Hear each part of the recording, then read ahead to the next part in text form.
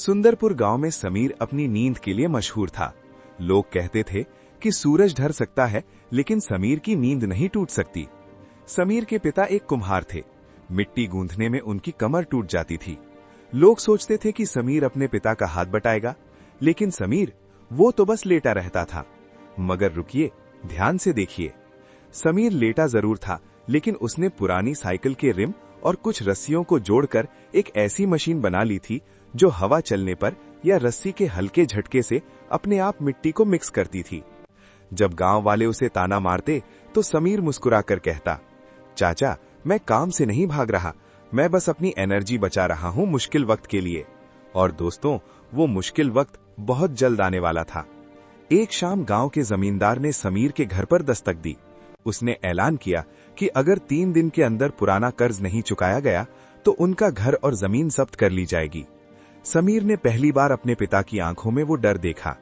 उसे समझ आ गया कि अब उसकी जुगाड़ टेक्नोलॉजी नहीं बल्कि कुछ बड़ा करने की जरूरत है। तभी उसे पता चला कि पड़ोसी राज्य में बुद्धि और बल नाम की एक प्रतियोगिता हो रही है। इनाम था 100 सोने के सिक्के। समीर के पास खोने के लिए कुछ नहीं था। वो प्रतियोगिता में पहुंच गया। मैदान में बड़े बड़े पहलवान आए थे, जिनके डोले देखकर ही अच्छे अच्छों के पसीने छूट जाएं।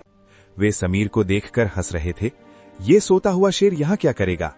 लेकिन उन्हें नहीं पता था कि ये लड़ाई मांसपेशियों की नहीं, दिमाग की होने वाली थी।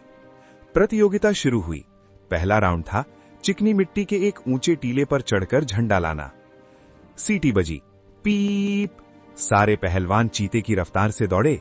लेकिन दोस्तों, ताकत वहां काम नहीं आती जहां जमीन ही साथ छोड़ दे।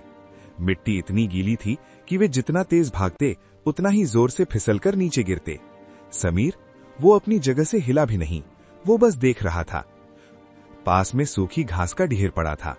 समीर ने आराम से वो घास उठाई और रस्सियों से अपने जूतों के नीचे बांध ली। विज्ञान कहता है कि घर्षण ही आपको फिसलने से बचाता है। जहां पहलवानों के महंगे जूते फिसल रहे थे, समीर की सूखी घास मिट्टी को पकड़ रही थी। बिना दौड़े, बिना हांभे, समीर कछुए की चाल से ऊपर चढ़ा, झंडा उठाया और नीचे आ गया। भीड़ शांत हो गई। ये आलस नहीं था, ये था स्मार्ट वर्क। अब बारी थी फाइनल राउंड की। सामने थी रेगिस्तान की रेत और एक भारी लोहे का संदूक। शर्त ये थी, संदूक को बिना उठाए 500 मीटर दूर फिनिश लाइन तक ले जाना है। हारा हुआ पहलवान ने संदूक में रस्सी बांधी और पूरी जान लगाकर खींचने लगा। रेत में संदूक धंसता जा रहा था। वो इंच इंच आगे बढ़ रहा था, पसीने से लथपथ। समीर ने संदूक को धक्का भी नहीं दिया। उसने फिर अपना आलसी दिमाग चलाया। समीर ने देखा कि पास में कुछ गोल लकड़ियां पड़ी हैं। उसने संदूक के नीचे वो लकड़ियां लगा दी। अब उसे घर्षण से नहीं लड़ना था। उसने हल्का सा धक्का दिया और संदूक लकड़ियों के ऊपर पहिए की तरह लुढ़कने लगा। इसे कहते हैं rolling friction is less than sliding. Sameer सीटी बजाते हुए, संदूक को लुढ़काते हुए सबसे पहले फिनिश लाइन पर पहुंच गया।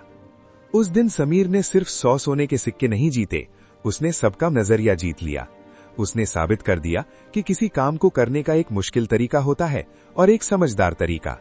तो दोस्तों, इस कहानी से हमने क्या सीखा? यही कि आलसी होना बुरा है, लेकिन किसी काम को आसान बनाने के लिए दिमाग लगाना, इसे ही इनोवेशन कहते हैं। अगर आप भी कभी कभी आलस महसूस करते हैं तो खुद को कोसो मत, बस सोचो, क्या इस काम को करने का कोई आसान और स्मार्ट तरीका है? अगर आपको समीर की ये होशियारी पसंद आई तो वीडियो को लाइक जरूर करें और कमेंट में बताएं, क्या आप हार्डवर्क वाले हैं या स्मार्ट वर्क?